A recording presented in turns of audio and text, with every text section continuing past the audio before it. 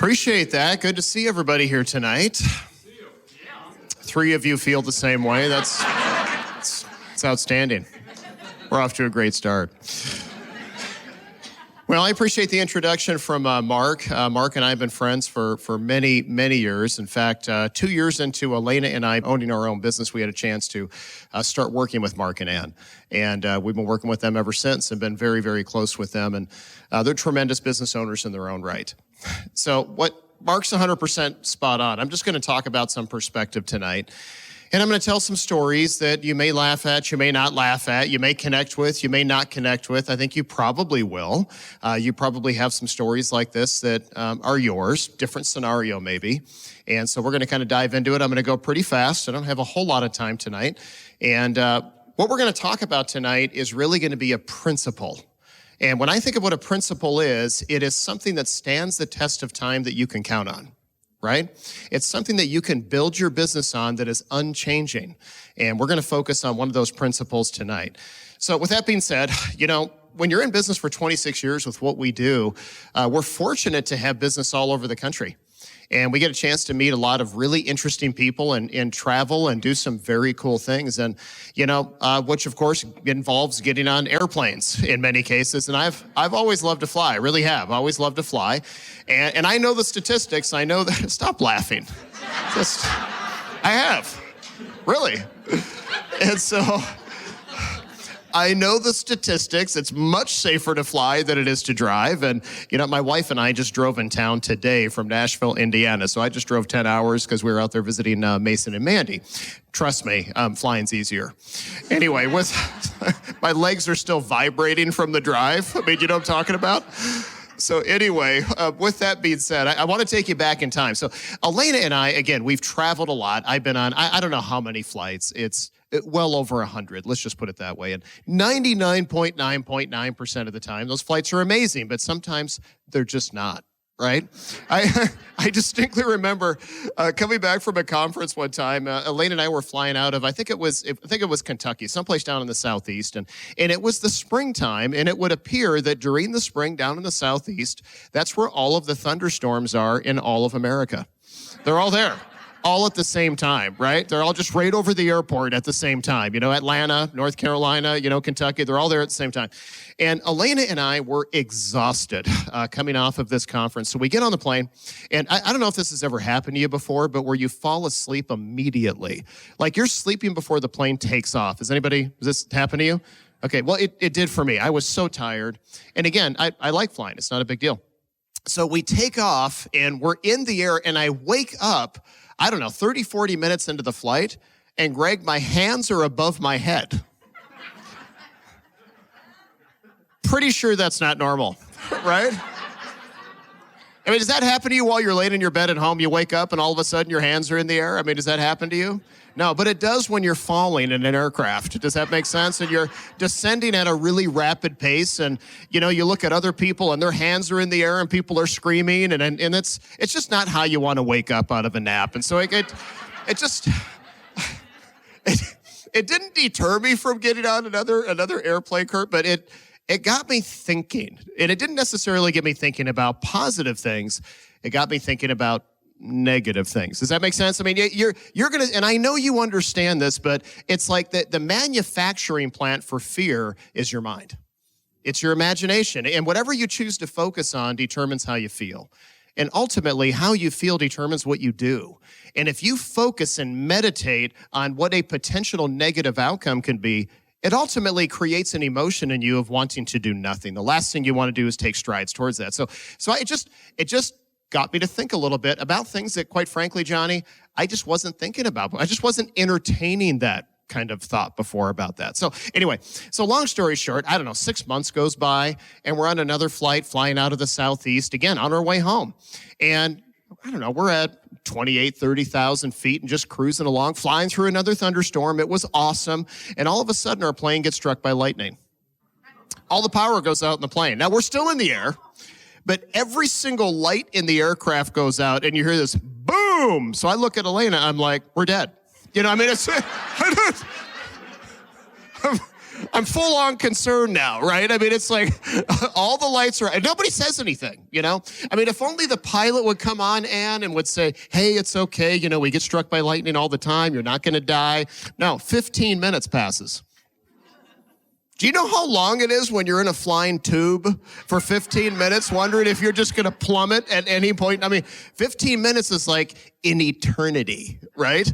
So then he gets on 15 minutes later, and he's just super casual about it, Kathy. He's like, oh, yeah, guys, it happens all the time. You know, we were never in danger. I'm like, that would have been really useful information. I don't know, 14 minutes and 30 seconds ago, right? I mean, just throw it at us when you know. I mean, let us know right away. But again, it got me thinking, right? And so it's like that thought is now building on the next thought. And then we have another flight coming up to an Achievers, and we fly out to Orlando, Florida. It's awesome. We stay and we do this meeting after. So we stay a day later from this conference that we were at. And then we're flying back, and it's perfect weather outside. It's amazing. We're, 45 minutes from the Twin Cities, and we're at 30,000 feet just cruising along. Thomas and Mandy were on this flight with Elena and I, and I'm sleeping. So I'm at total peace. And all of a sudden, the aircraft tilts sharply to the right. It goes burn like this because one of the engines blew up in the air.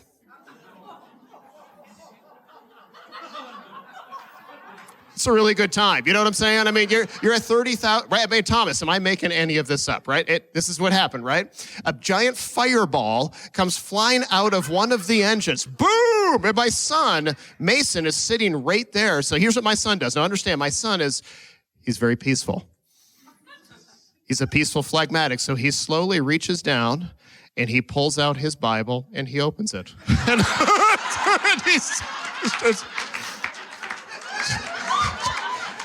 just starts leafing through it for him and the other 40 casual observers who at that time were very thankful that he was leafing through his Bible.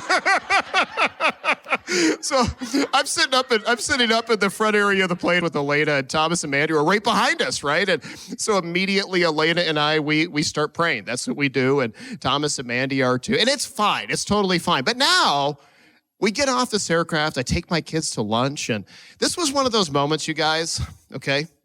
I know that I'm being ridiculous with this, but this is one of those moments where I literally saw my life flash before my, I mean, did this happen to you, Thomas, where you saw your life flash before your eyes? I did, and thankfully I didn't have any regrets, Kurt, but I did, it was like a movie on fast forward because I genuinely thought this could be it. Now, I thought that the other two times too, but this is, I mean, it's pretty real when it's on fire, okay? And when you land the aircraft and there's a fleet of fire trucks waiting for you. So anyway, just understand that now everybody responds differently. I mean, you can't, it's like you can't control the thoughts that come at you on a daily basis because we all encounter different things, but you do get a chance to control which ones you choose to hang on to and you choose to think about and dwell on. And it was really difficult for me to get past that one. And so I found myself, Christopher, and I found myself thinking about those three moments over and over and over again on auto repeat. Okay, now the challenge with that is we're fortunate to have business in a lot of different states. And we're fortunate to be able to travel. We really enjoy traveling. And I will tell you, driving to California is hard. Nobody wants to do that. And, driving to Hawaii, that's really difficult.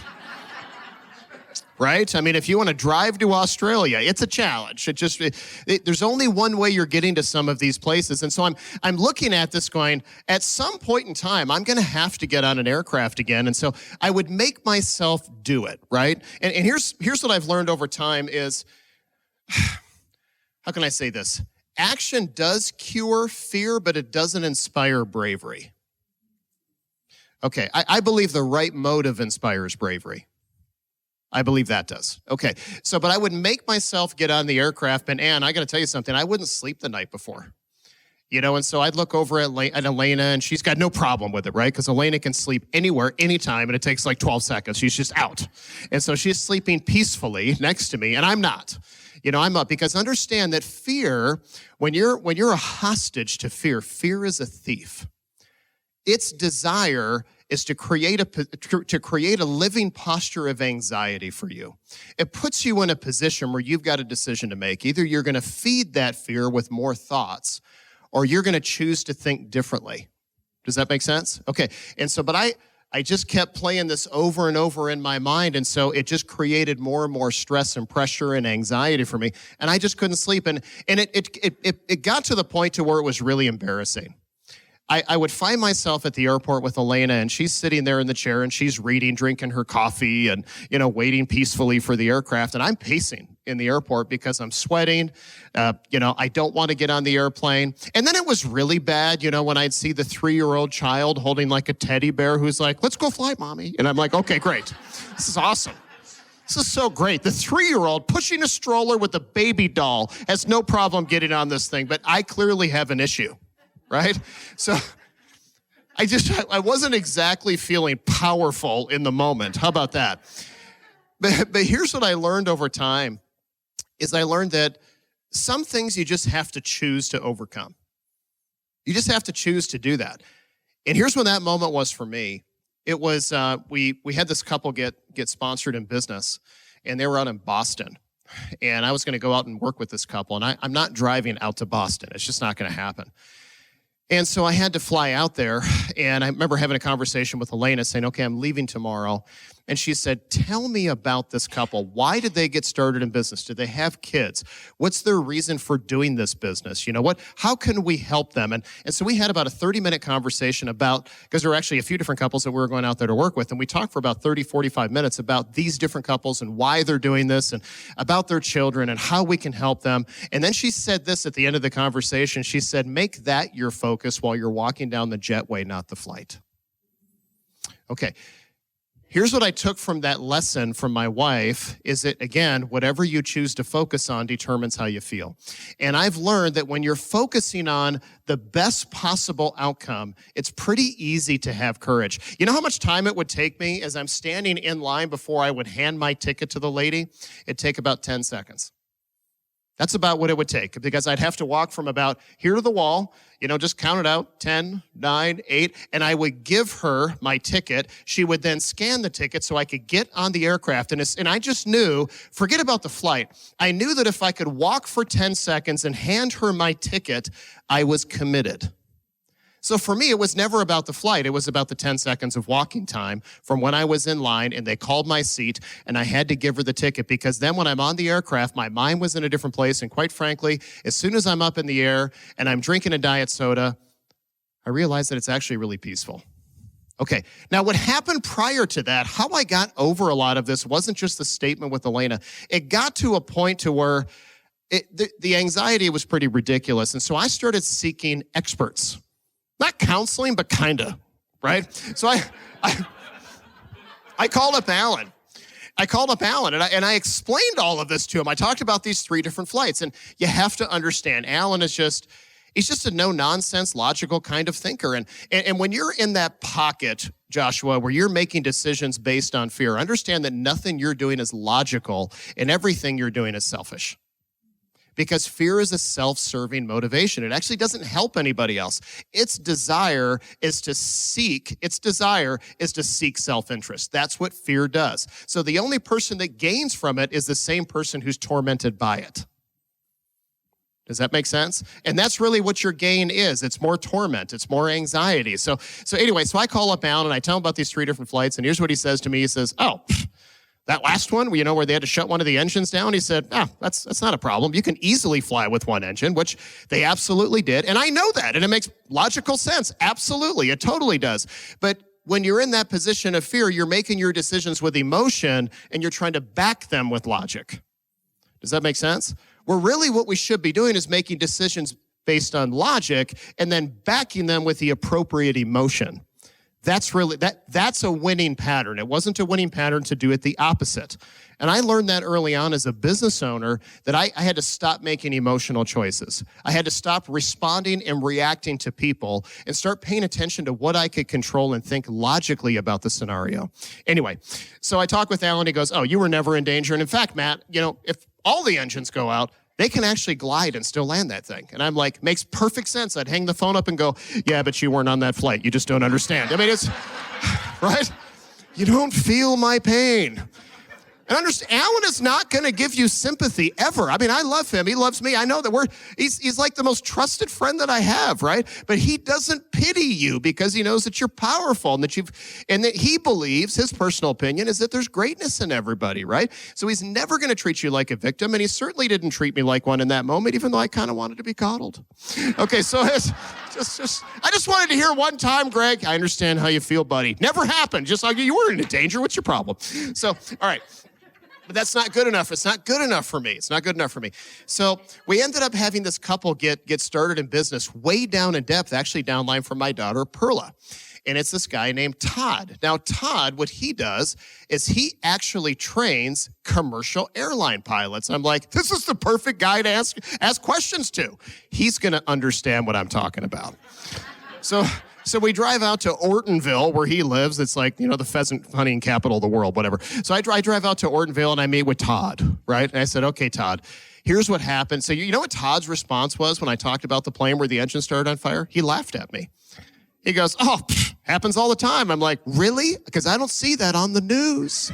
And he goes, yeah, I know that. It's because it's not newsworthy, right? He said, not only were you not in danger, you can easily fly with one aircraft. And he said, frankly, Matt, if they both went out, you can glide and still land that thing. Exact same words that Alan said. I'm like, were you guys talking to each other?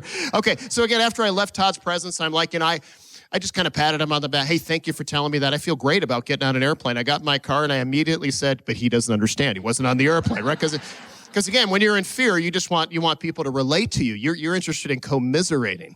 You're not really interested in solving the issue. Okay.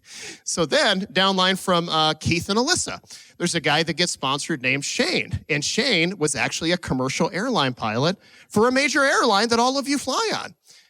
So I tell Shane the story. I'm expecting Shane to say, you were in danger. Wow. I mean, that's really crazy stuff. You know what Shane did? He laughed at me. And then he listened to an audio where I talked about this stuff, and he laughed at the audio. Not to mention, Shane, next time he saw me, gave me a pair of wings. I still have them, right? Literally, he said, listen, next time you get on an airplane, just bring these. I'm like, I'm going to kick you in the kneecap, right? So I asked him, I said, okay, Shane, so, fireball comes out of the engine. He goes, oh, happens all the time. It's not a big deal. And he said, matter of fact, you can fly great with one engine. And in fact, Matt, if both of them go out, you can actually glide that thing. And I could have repeated the sentence before he said it because I had already heard it from Alan and I had already heard it from Todd. Okay, so then I have a decision to make at that time. Either I can believe the logic from the experts, or I can just choose to be irrational and lose my nerve. So I chose to believe the logic from the experts. And I chose to listen to what Elena said, where she got me to focus on what was waiting for me when I arrived. What the purpose of the journey was, and not so much about the travel itself. And I will tell you, I see a lot of people begin the journey of their business and they've got really high hopes about things. And all of a sudden they kind of get stuck someplace. Maybe you have an experience where you try to meet somebody in the marketplace and it didn't go exactly how you had it pictured in your mind. Or maybe you pick the phone up and you start making phone calls and it didn't go exactly how you had it pictured in your mind. And all of a sudden you start to become afraid, which by the way is not a rational thing. And we'll kind of get into that in just a minute because think about this for a minute. There's actually only two innate fears that children actually have upon birth. Here's what the two fears are: the fear of loud noises and the fear of falling. I got to tell you something. I've never one time sat down and had a conversation with Jason Babler where he coached me on what to do if somebody pulled out an air horn while I was showing the plan. It's just never happened, right? Where you get the notepad out and you start mapping out the compensation plan and boom! It's never happened, right? Never had a loud noise in the beginning part of the place. It's never happened. Never one time have I had a conversation with Ross Coleman where he said, okay, here's what you need to do, Jody, if you walk into the house and the floor gives out. If you go to sit down in the chair and it just comes apart and you fall unexpectedly, here's the plan. Never happened. You know why? Because it's not rational. It's not rational. Fear is not a rational response. In fact, all fear means is false evidence appearing real. That's fear. It's false evidence appearing real. But the challenge is your imagination can take something and it can create a whole new product with that something. And there's a lesson there that understand that whatever you choose to keep in your mind ultimately is going to direct your emotions, your choices, and your steps. And you are 100% in control over that. One thing that Jason Babler, Ross Coleman, and Al Leiniger taught me early on was to speak my goals, to listen to audios, to read books off of the first-year reading list. And the reason they taught me this stuff is because it's like that is how you start programming what you are keeping in your imagination. And I will tell you this, if you become an intentional thinker, I believe you have a really good chance of becoming an intentional doer. Does that make sense? Okay. So for me, that's how I was able to get past that, is I had to choose logic over emotion. And I had to hear from some of the experts. I had to choose to focus on what was waiting for me and what was the purpose behind what I was doing instead of just the action of getting there. You know, I remember many, many years ago, I had a chance to meet with Jason Babler, and we went to a Team Connect. And we sat down around a round table. And, you know, at this point in time, things were different back then. At this point in time, this is when you had hardwired phones. There were no cell phones. And everybody came with a list of individuals that they were going to call. And I know that there's a lot of folks out there that fear criticism or rejection. I get that. For some of you, it's a real thing. For others, you're like, I don't care. It's different for everybody. But for me, there was a little bit of concern. And for new business owners, I see this a lot where people tend to get a little bit concerned is where they're untrained. Right, again, if you tell me to come up here and hold the microphone and give a talk, I have no problem doing that because I've done it so many times. But if you come up here and tell me, I want you to dance, I'm terrified because I am not trained on how to do it. I'm not prepared. And so it's normal as a new business owner to kind of feel a little bit of what you would call fear. But I think you need to flip the script a little bit and understand that whenever you get butterflies, when you're about to do something that involves helping another individual, I want you to interpret that emotion or sensation as something great that's about to happen. And if you will flip the script in your mind and understand that that's really what's going to happen, I think that you'll run towards that instead of running away from it. So Jason, here's what he did. Is he sat down and he addressed everybody that was at the Team Connect. He said, okay, here's what we're going to do tonight. We're going to make 10 phone calls, each of us tonight, and we're going to trade off. I'm going to make a dial, you're going to make a dial, and we're just going to go around the table. And what determines whether or not we're successful is whether or not we make the dial and we learn something, because we can't control what other people do, but we can control our attitudes and our actions. Okay, now, I was very fortunate to learn a lot about the QI philosophy from Jason. And what this did is it took a lot of fear away from me because I learned that this is not a business of convincing and persuasion. This is not a business of manipulation. This is simply a business of matching, of having a genuine conversation with somebody and finding out if they're even looking for a product to purchase or if they're looking for a business to do and seeing if what we do or what we sell matches what they're looking for. Does that make sense? And that's what Jason explained to me. He said, you're just checking interest when you're calling people to see if they want to sample a product. You're just checking interest when you talk with people to see if they want to take a look at a business. You're not trying to get them to do something. We are not in the business of creating interest or generating interest. We are in the business of checking interest. And he went on to say, Matt, you've been doing this your entire life. And I've heard Mark Elsenpeter teach that over and over and over again for really the last 6 months, that this is a skill set that everybody has before they even become a business owner, that you've been checking interest your whole life. So Jason just had to remind me of this. And he started making a phone call. And of course, he learned something from the call. In fact, he booked an appointment. I made a phone call and I booked an appointment, and we started booking a bunch of appointments around the table. Then sometimes we didn't book appointments, but we were 100% successful because we made the dials and we learned stuff. And I felt 10 feet tall and bulletproof leaving that meeting. Here's what Jason did. He challenged an untruth in my mind. because I felt that making phone calls was actually supposed to be difficult. And there's no amount of teaching that away to somebody, but you can sure show that away very quickly. You can demonstrate that it's not that difficult to do, and you can show people how they can get on the phone and make their own dials immediately right out of the gate. And that's exactly what Jason did. So he challenged and overcame an untruth and then demonstrated for me how to do that and then empowered me to do it myself. And that's when I started making phone calls. And I remember when I made my first phone call alone. I made Elena go downstairs. I went upstairs in our little townhouse, and I had a desk up there with no chair. And so I'm leaning, I'm down on my knees, and I'm leaning like this, on my desk, and I'm making dials. And I'm remembering that conversation that Jason said to me.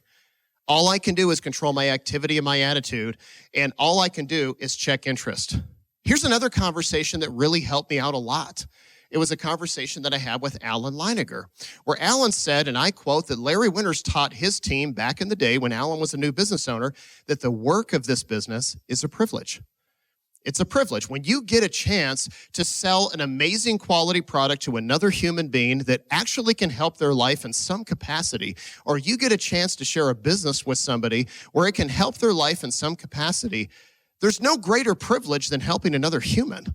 When you see their life improved, that is a fantastic place to be. And so that's a mindset that has been permeating the Winters team for many, many years.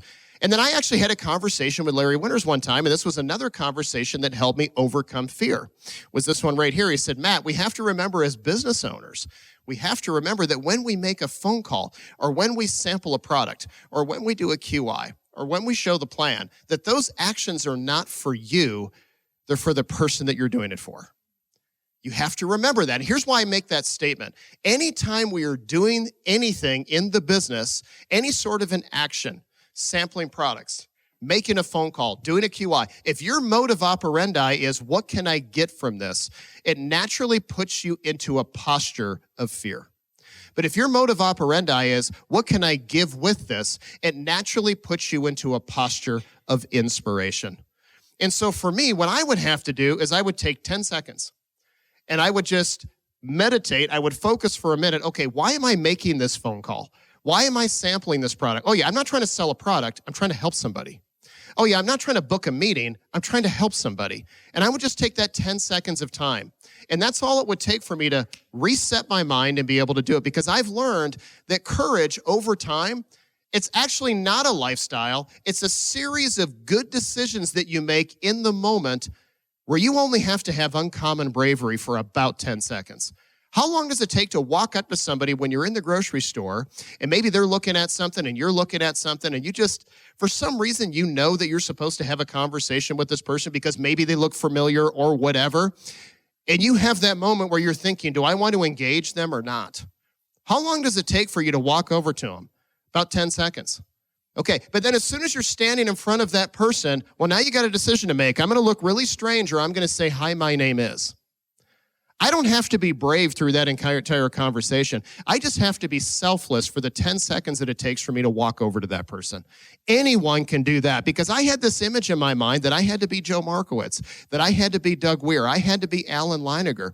I had to be these guys that are heroes of mine in the business. And here's what I learned over time. Is they're actually not better than me, and they're not better than you. But in the moments, those critical moments where they chose to engage people, they chose courage instead of cowardice. And I could string some of those together. I could string some of those courageous decisions together, but I learned that it's not a lifestyle. It's an in-the-moment decision that typically can be made in 10 seconds. So anyway, after hearing from Alan, after hearing from Larry, and after being at that Team Connect with Jason, I remember having a moment with Ross Coleman. So I booked this meeting. It was across town. It was down in the city of Edina, and it was with a guy that was a corporate executive. And I was new in the business, less than 1,000 PV, and I called Ross and said, hey, will you come do this meeting with me? I'm not sure if this guy's going to be a customer. I'm not sure if he's going to want to look at this as a business. I'd really like to have you in on this meeting because I think he's going to relate to you. I was 23 years old at this time. The guy that I was meeting with was in his 50s. Of course, he was closer in age to Ross, and Ross said, I'll be there with you. Great. So I pull up, and it's 5 minutes before the meeting. Ross isn't there. It's 2 minutes before the meeting. Ross isn't there. It's 60 seconds before the meeting. Ross calls my phone. He said, hey, you probably noticed, but I'm not coming. I said, you're not? Kind of wanted you to be here. He said, I know you did, but you got this. I believe in you, and all you can control is whether or not you talk with this human being and that you try to help them with whatever makes sense in that conversation that you have, whether it's a business or a product. Go have a conversation. And I did that. And I remember leaving that meeting, calling Ross, and Ross the entire time, that was his plan, because he knew that if I could talk with that person, I could talk with anybody. And Ross told me something very specific at the end of that meeting. He said, Matt, here's why you should never be afraid, because you have to remember who sent you and what you carry. Even though you're in business for yourself, you were never alone. You have a team of people that have your back, that are interested in you as a business owner. And I want you to picture, Matt, Joe Markowitz standing next to you with every phone call that you make and every QI that you make. Would you be afraid to make the call if Joe Markowitz or Alan Leiniger or Doug Weir or Brent Harris or Mark Elsenpeter were standing next to you? Would you be afraid to make that dial? The answer is absolutely not, because you know they could pick the phone up and finish the call if you didn't know what to say. Okay, understand that you have that. You have that kind of support.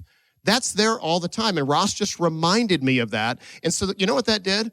It made me want to pursue more acts of courage. It made me want to be unselfish. In fact, quite frankly, it made me grateful. And I really learned through that stretch of making those phone calls and doing QIs and showing plans and starting to actually grow our business. I really learned that, gosh, talking to people is actually really simple.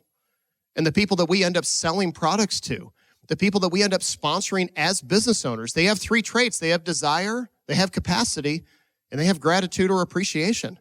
They actually want to talk to you. They're interested in what we do. And there's actually nothing to be afraid of. I remember Doug Weir using a metaphor of a deck of cards.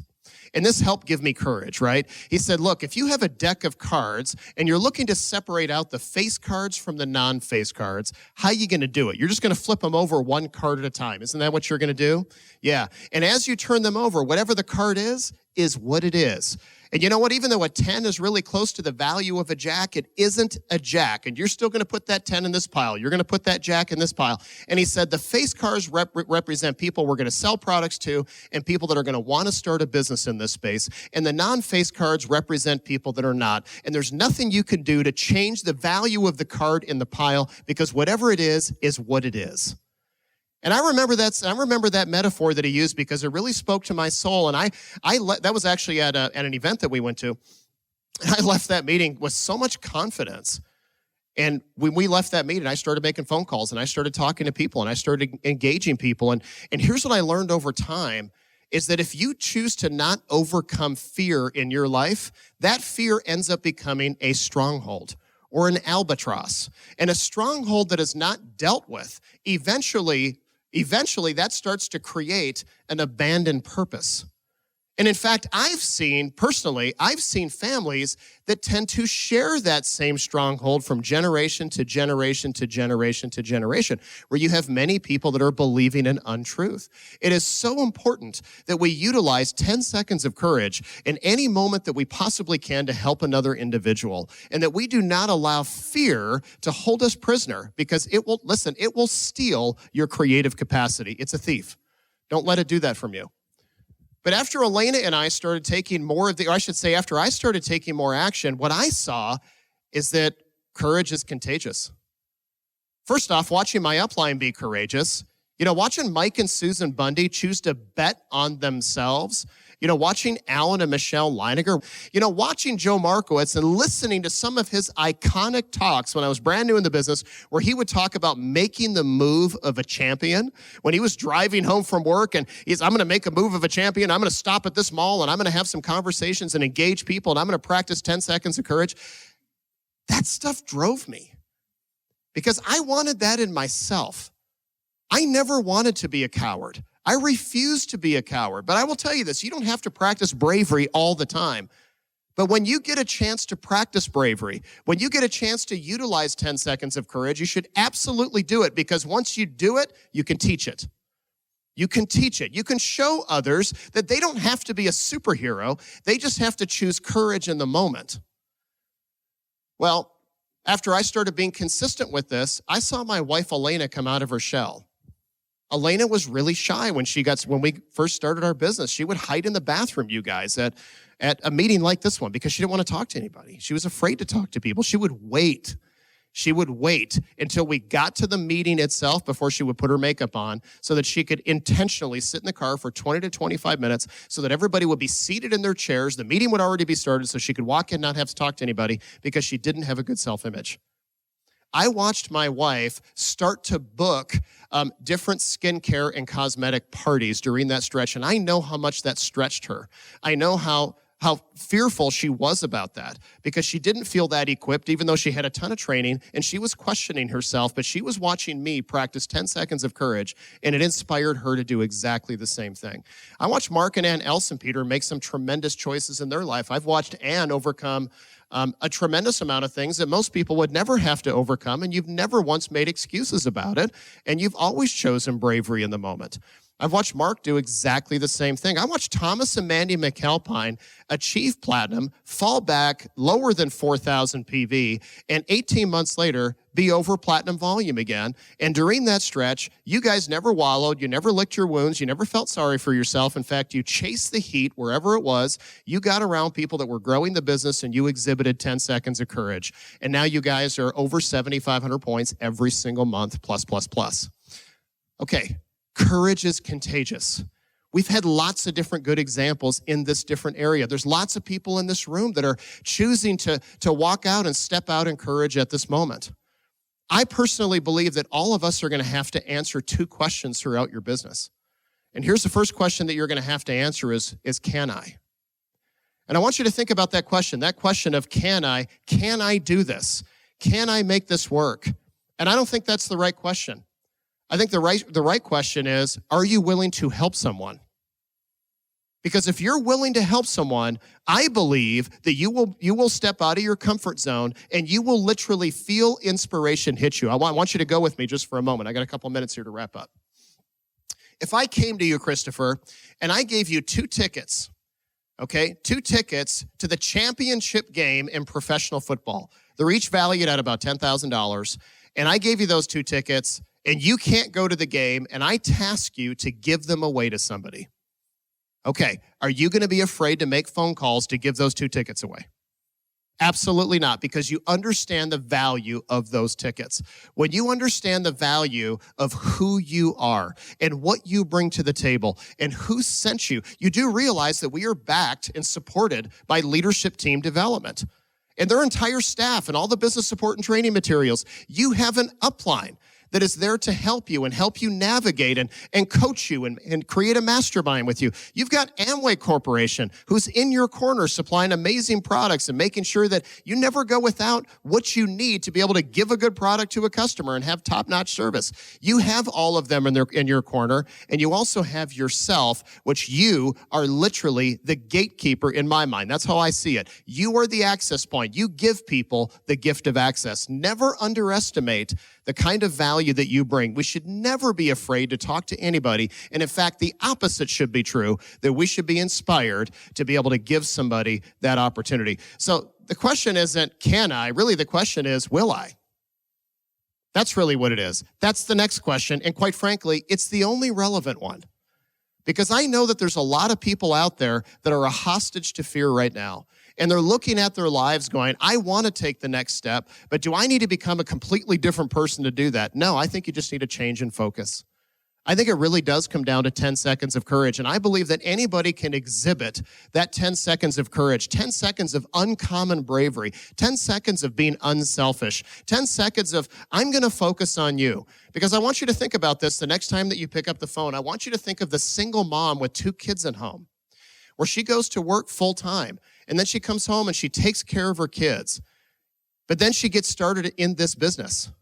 And she starts selling products. And she starts sponsoring people. And she goes platinum, even with those circumstances, because I watched Becky Brown do that. And I want you to think about that the next time that you make a phone call. Are you calling a single mom like Becky Brown? You know, are you calling a single guy who is pursuing a dream of wrestling in the Olympics and thinking, this guy's not going to be interested, his plate is full, and all of a sudden he takes a look at what we're doing and he goes, I think I want to look deeper into that. And all of a sudden he engages and he chooses to put other things on the back burner, wrestling on the back burner, and says, I'm going to build this business because I believe I can find a lot of significance here. And that's Eddie Damer. And Eddie Damer is a platinum today with a tremendous business and I believe a fantastic leader. Okay, I want you to picture that. I want you to think about it the next time you're going to meet somebody at a grocery store and it's just a single guy that maybe he has blonde hair and you go to meet him and all of a sudden you have a conversation with him and he didn't have a dream. He grew up around people that just did shenanigans and didn't do anything really positive or productive with their life. But all of a sudden, he gets a chance to rewrite the narrative in his life because somebody exhibited 10 seconds of courage, and that single guy went on to go platinum and get married and have an incredible family, and that's Jake Magnuson. I was there for that conversation. I'm really happy that I chose 10 seconds of courage. I was there for a lot of this, and I will tell you, I believe that all of us have a decision to make in that moment. Whether you're making phone calls or you're meeting people, don't underestimate the power of 10 seconds of courage. Thanks.